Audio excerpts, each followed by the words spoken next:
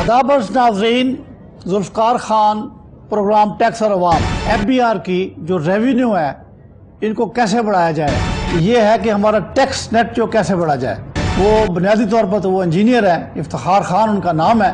वो कहते हैं कि जी हम इसको 100 खरब इकट्ठा कर सकते हैं, और ये उनकी तस्वीर है और ये उनकी एक बुक है, और भी उन्होंने बुक लिखी हुई है। हर चीज़ का हल दिया हुआ है, पाकिस्तान की इकॉनमी का, पाकिस्तान की स्कूलों का, हॉस्पिटल्स का। कोई ऐसा नहीं है कि क्या ख्याल है कि ये 3 गुना या 4 गुना हो सकता है। सबसे पहले मैं जो मेन तवज्जो करवाना चाहता हूँ वो यही है, जिस घर में, जिस गली में, जिस माशरे में, जिस मुल्क में झूठ और सूद हो वो कभी तरक्की नहीं कर सकता।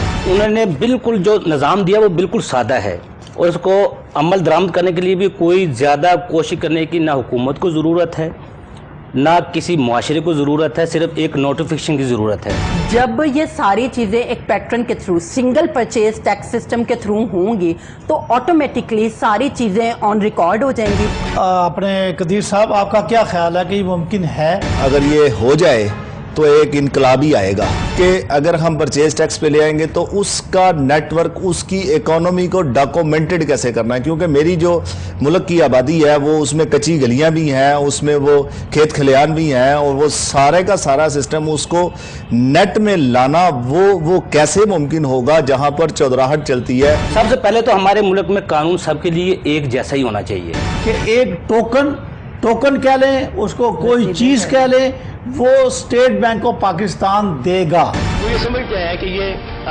मेरे लिए फटीक है। सारे सिस्टम को बेस्ड किया है, कंप्यूटर बेस्ड किया है ताकि इसमें ज़्यादा आसानी हो सके। तो ये अपील्स चीज़ क्या है कि क्यों की जाती है?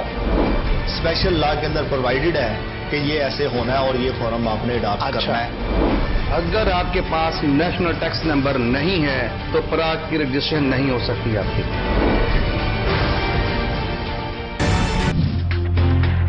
देखिए प्रोग्राम टैक्स और अवाम हर जुमे की रात 10:10 पर